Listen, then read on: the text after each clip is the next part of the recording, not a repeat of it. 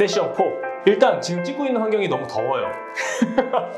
그래서 예, 양해를 좀 부탁드립니다. 제 얼굴이 점점 달아오르고 있는 것 같습니다. 세션 4는요, 가장 중요한 게 사실 이것만 설명해 드리면 다예요.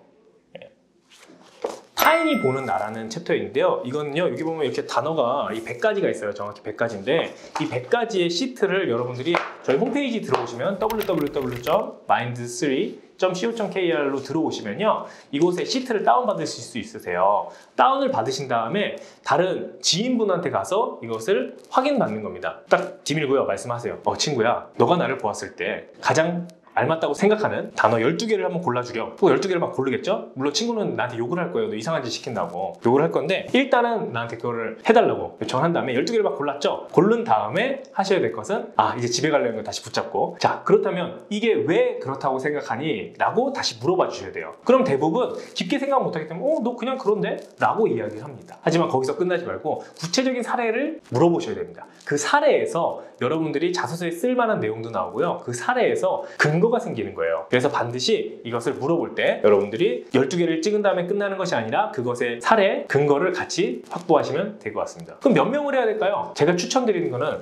5명 이상입니다. 근데 그 5명 이상이 단순히 친구가 아니라, 절대 이러면 안 돼요. 사람은 사회적인 동물이기 때문에 어떠한 사회적인 위치에 도달을 하면요, 그 위치에 맞는 역할을 합니다. 즉, 어떤 리더십이 없는 분도 리더의 역할을 맡으면 리더십을 발휘할 수밖에 없어요. 그리고 뭐 친구들 같은 경우는 되게 사교성이 높게 나올 수밖에 없는 거예요. 친구들 입장에서 내가 했는데 욕을 할까요? 물론 욕하는 친구들도 있어요. 하지만 대부분 사교성이 좋다라고 이야기를 해주겠죠. 부모님한테 이걸 하면요, 부모님은 당연히 너 게으르다 뭐 이런 얘기 나올 수밖에 없는 겁니다. 그래서 이것 또한 교집합이 중요해요. 그래서 5명 이상 할 때 각각 조직이 다른 곳을 하시면 좋을 것 같아요. 뭐 학교, 그다음에 뭐 아르바이트 할 때, 인턴 할 때, 뭐 종교 단체에서, 그다음에 뭐 가족에서, 뭐 이런 식으로 여러분들이 구성을 하셔서 내가 다른 영역에서 어떤 사람들에게 어떻게 비춰지고 있는가를 확인하면 너무 좋을 것 같아요. 그래서 뭐 내가 5조직을 얘기했는데 5조직에 2명씩 만나겠다, 이런 목표를 세우면 10명이겠죠. 이걸 많이 하면 할수록 좋습니다. 그래서 여러분들이 반드시 해주시고요. 이 과정이 인내의 시간이 필요합니다. 되게 짜증나기도 하고요, 부끄럽기도 하고요. 하지만 이걸 하고 났을 때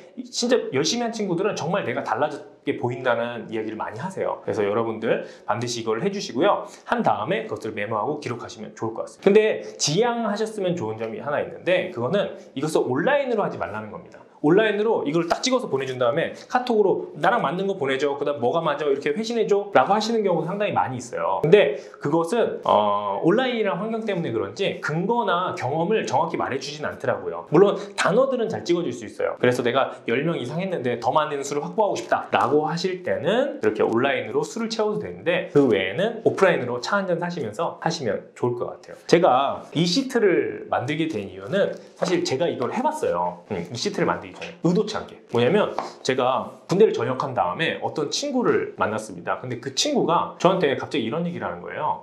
제이콥, 너는 대학 때 되게 특이했다. 그래서 뭐가 특이했냐? 라고 물어보니까, 너는 초등학생도 아닌데 항상 나에게 꿈이 뭐야? 라고 물어봤대요, 제가. 그래서 나는 놀랐어요. 저는 한 번도 그렇게 물어본 기억이 없었거든요. 근데 그 친구가 그 다음 한 말이, 근데 넌 더 이상한 게 그 꿈을 물어본 게 하루만 물어본 게 아니라 매일 물어보더라 라는 거예요. 그래서 저는 그때 깨달았어요.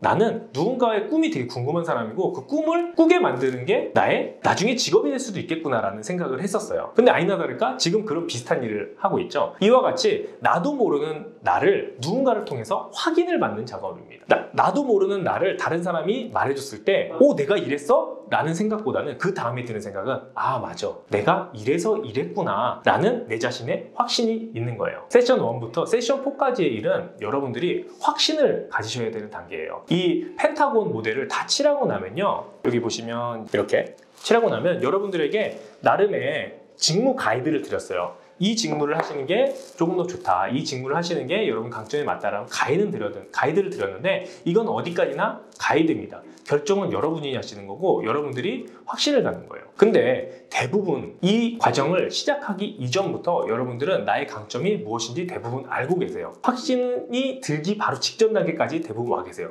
근데 문제는 뭐냐면 확신이 없으신 거예요. 내가 이거를 잘할 수 있을까? 내가 이거를 다른 사람보다 뛰어나게 할 수 있을까? 라는 생각을 하시는 겁니다. 근데 절대 하지 마셔야 되는 생각이 다른 사람과 비교하는 거예요. 다른 사람보다 잘할 수 있을까? 다른 사람보다 뛰어날 수 있을까? 이런 생각을 갖느라고 이 챕터를 만드는 게 아니고요. 이 챕터는요, 1번부터 4번까지 강점 찾기는요, 내 안에서 가장 성공 가능성이 높은 강점을 찾는 겁니다. 내 안에서 말이죠. 10%의 강점, 11%의 강점 있다면 1%라도 높은 11%의 강점을 길러서 그것을 발휘할 수 있는 직무를 찾는 것이 여러분들의 인생에 더 확률이 높은, 즉 성공 확률이 높은 것을 찾는 거예요. 그래서 여러분들은 이 챕터가 끝나면요, 자신에 대한 확신을 가지면 성공입니다. 나는 이런 사람 맞아, 이런 강점이 있어, 그러니까 이 길을 가겠어 라는 확신을 가지시면 됩니다. 마케팅을 하고 싶은데 마케팅 경험이 없다고요? 하지만 여기서 나의 강점이 있다면 여러분 지금부터라도 도전하시면 됩니다. 평생 후회하지 마시고 지금부터 도전하시면 되고요. 내가 어떤 직무를 마음속에 하고 싶은데 이 강점도 맞는 것 같아, 하지만 경험이 없고 과가 안 맞아, 그렇다면 지금부터라도 도전하시라고 만든 겁니다. 나의 강점에 맞는 것에 여러분들이 도전하고 그 커리어를 갔을 때 누구보다 성공할 확률이 높고 여러분들 행복한 인생을 사시리라고 믿습니다. 이상으로 세션 1, 2, 3, 4 모두 마치도록 하겠습니다. 이상 끝!